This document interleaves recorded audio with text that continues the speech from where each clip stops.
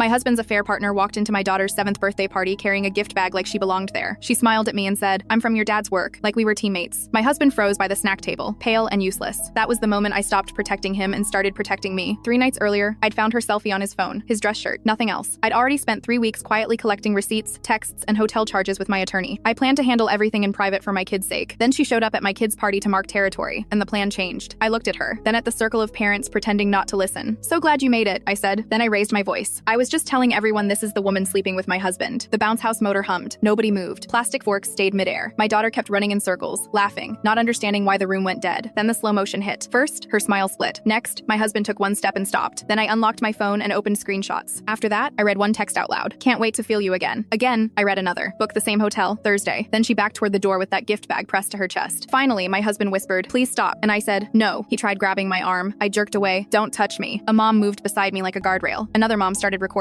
The other woman called me insane. So I listed facts. 4 months, 47 messages, receipts, timestamps, and now a room full of witnesses. She ran. He followed her out, then crawled back 10 minutes later with apology eyes. He said, "We need privacy." I said, "You brought this to our daughter's party. Here is perfect." My daughter came over with frosting on her chin and asked why everyone was quiet. I knelt and kept it simple. "Sometimes adults make bad choices. I'm handling it." She asked if dad was in trouble. I said yes. Once the party ended, my husband begged to come home, get his laptop, talk like adults, all that. I had already packed a suitcase and frozen the joint account on legal advice. He called 12 times that night. His mother called to tell me I was destroying him. I told her I was ending a lie, not a marriage. There's a difference. Then I changed every shared password one by one and watched my hands stop shaking. The other woman texted from unknown numbers, then called crying. Said she didn't know he was married at first. Said I humiliated her. Said she might sue me. I told her, truth is a defense. Try it. I told her to stop contacting me, my husband, and my family. I hung up first. Monday came with legal letters, more threats, and a stunt at school pickup. He showed up, tried to pull me into a parking lot scene, and asked for 5 minutes with our daughter. I said no and told him to go through attorneys. A teacher walked over. He backed off, furious, and hissed, "This isn't over." I documented everything and filed for emergency custody modification that same day. Court got ugly fast. His side painted me as unstable because I exposed him in public. My side brought witnesses, texts, hotel records, call logs, and the community center incident report. 3 parents testified that I was direct, not out of control, and that he brought the chaos into a child's birthday party, not me. The judge gave me primary custody, him limited visitation at first, and kept the house with me under our prenup. After court, I took my daughter for ice cream. She asked, "Is it just us now?" I said, "Just us, and people who actually show up right." 4 months later, she turned 8. We did cake at home with close friends and 0 surprises. She blew out candles and whispered, "This one's better. No weird stuff." I laughed for real for the first time in months. That night, my ex texted, "Hope she had a good birthday." I replied, "She did. Thanks for the gift." Then he sent one more. "She still can't find a job. That's on you." I deleted the thread and went upstairs to check on my daughter, sleeping sideways with a stuffed rabbit under her arm. Some people call what I did cruel. I call it daylight. She walked into my child's party to rewrite my life in front of witnesses, and I turned the lights on. If you were in my place, would you have handled it quieter or exactly the same? Tell me in the comments.